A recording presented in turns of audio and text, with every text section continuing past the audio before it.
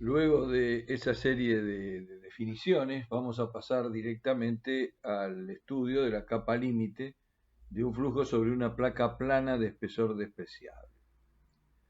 Y esto tiene interés porque una placa plana de espesor despreciable tiene un medio, está en un medio fluido que tiene prácticamente repartición hidrostática de presión. Y para estudiar las ecuaciones generales del movimiento, nosotros vamos a considerar que esa placa está ubicada paralelamente a una corriente de fluido que tiene el valor de B infinito a una distancia suficientemente larga del borde de ataque de la placa, y que a partir de ese borde de ataque, de ese punto en el cual se encuentra el flujo con la placa misma, la capa límite se va a desarrollar a partir de ese borde de ataque, donde delta es igual a 0, y va a ascender a lo largo de su recorrido.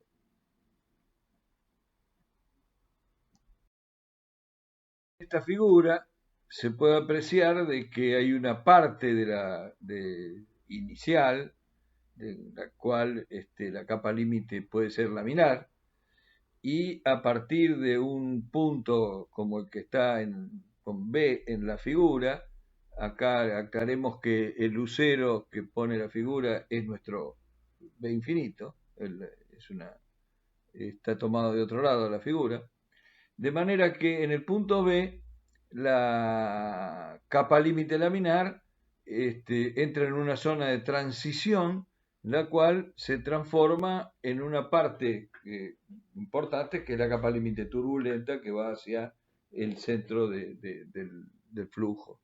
Mientras que, como se ve en la figura, se produce un fenómeno de una capa, que vamos a ver más adelante, que es una subcapa laminar, que siempre va a quedar pegada al borde superior de la placa y que va a tener una distancia relativamente muy pequeña, en la cual el flujo va a seguir siendo laminar porque está demasiado próxima al borde.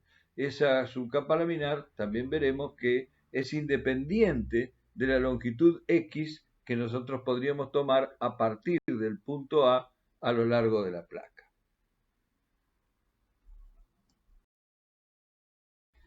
En las proximidades del borde, entonces, el escurrimiento es laminar. Y acá se puede ver una reproducción más sencilla de lo que vimos antes, en el cual se puede apreciar mejor el valor de la subcapa laminar delta prima, mientras que a la capa límite nosotros le denominamos delta. En la figura inferior nosotros hemos pretendido considerar un volumen de control para hacer el análisis de ecuaciones. Ese volumen de control tiene una característica particular, y es que nosotros lo hemos simulado allí como de carácter diferencial, muy pequeño, porque estamos tomando un dx en la longitud horizontal. Pero en la longitud vertical, tanto la altura PM como la P'M' en realidad son delta. Las dos son, no hay un delta 1 y un delta 2, porque por definición del espesor de la capa límite, donde llega al 0,99 de la velocidad B infinito, ahí está delta. Entonces vamos a tener en el ingreso, en la zona que viene a la vertical PM, una velocidad U. En la salida tendremos U más diferencial de U respecto de X, y lo que ingresa por la parte superior, que es PP', evidentemente va a ser B infinito. Y ojo, porque esa parte superior, ese límite superior de nuestro volumen de control, no es una pared, no es sólido. El agua, o líquido, digamos, en general, pasa a través de esa pared, de esa limitación. Entonces, definido ese volumen de control, que es MP por MPP', vamos a aplicar el teorema de cantidad de movimiento. Y lo vamos a limitar a esa longitud de X y, por supuesto, un ancho perpendicular a la pantalla unitario. De manera que es por unidad de ancho lo que vamos a obtener como resultado. El gasto de masa, entonces, por unidad de ancho será Q igual a la integral entre 0 y delta de ρ por U por dI. O sea, es evidente que es el producto de la masa específica por la velocidad y por el área, cuando se logre la integral. Por otra parte, el gasto de masa que egresa por P'M' va a resultar ese valor inicial, integral entre 0 y delta de ρ por U por dI, más la variación respecto de X de la integral entre 0 y delta de ρ por U por dI por dx. Es decir, el gasto que ingresa más lo que varía en esa distancia de X. Por la ecuación de continuidad, el gasto que ingresa al volumen de control por la tercera parte, porque la parte inferior es el sólido, ¿no?, de este volumen de control, la placa. Entonces, el gasto que ingresa por P' se puede expresar como la diferencia menos Q más Q', de manera de tener efectivamente la masa, por el teorema de continuidad, constante. Debido a eso, Q segunda, que sería el gasto que ingresa al volumen de control por P', sería la diferencia entre las integrales que tenemos arriba, menos derivada respecto de X de la integral entre 0 y delta de ρ por U diferencial de I por dx.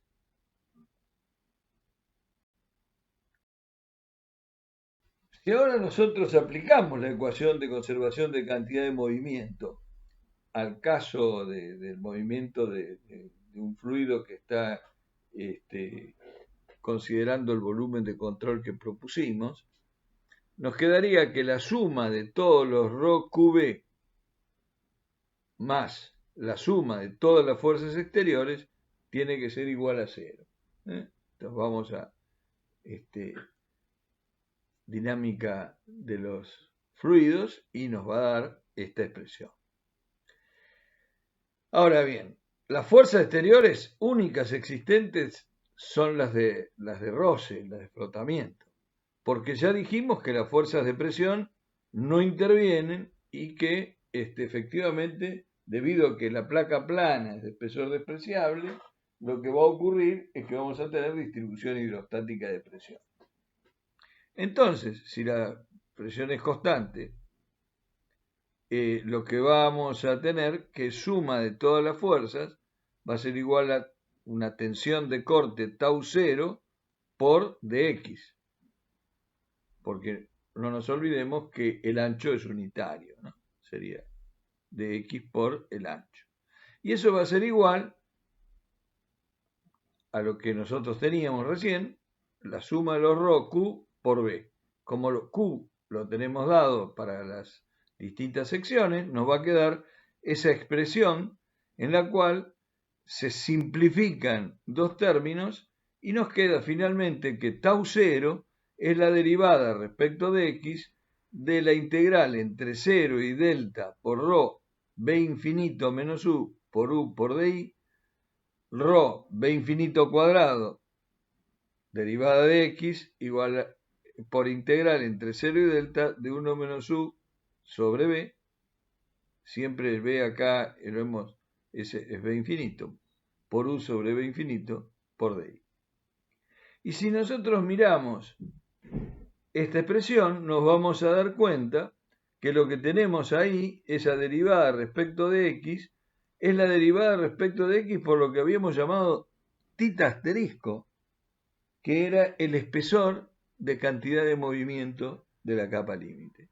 Entonces, como resultado final de esta aplicación del teorema de la cantidad de movimiento, la tensión de corte resulta igual a ρ por b infinito al cuadrado por la derivada de θ asterisco respecto de x. Ahora, si nosotros queremos calcular espesores de capa límite, vamos a tener que admitir algún tipo de repartición de velocidades, porque esa integral, para poder efectivamente resolverla, necesitamos tener una función de cómo varía la velocidad. Y la velocidad, vamos a suponer que es constante en x, que no cambia la repartición de velocidades, la forma de la repartición de velocidades en vertical, y que va a ser solo función de I sobre delta, ¿no? O sea que U sobre B infinito va a ser una función de I sobre delta, y a I sobre delta le vamos a llamar Z, entonces nos va a quedar que es U sobre B función de Z.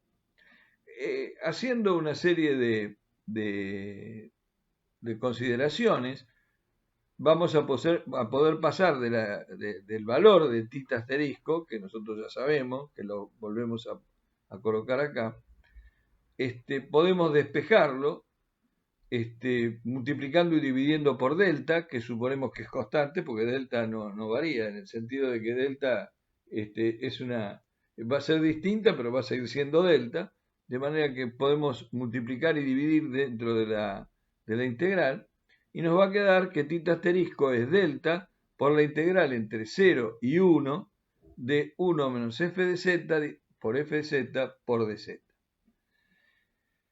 La integral, así vista, parece como un número adimensional. Es un número, o sea, no tiene dimensiones. Y ese valor depende de la forma matemática de la función del perfil de velocidades, f de z.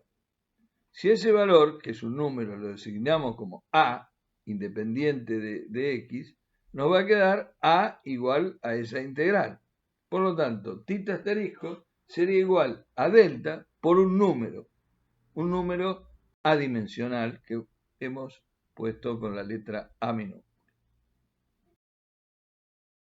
Por consiguiente, si nosotros reemplazamos en la ecuación de tau 0, la tensión de corte que se produce sobre la placa plana es ρ por b infinito cuadrado por A derivada de delta respecto de x. Y a partir de esta ecuación diferencial, es posible calcular el espesor de la capa límite. Fíjense que sin distinción respecto de que ella sea laminar o turbulenta, porque hasta ahora en ningún momento pusimos la condición de régimen laminar o de régimen turbulento.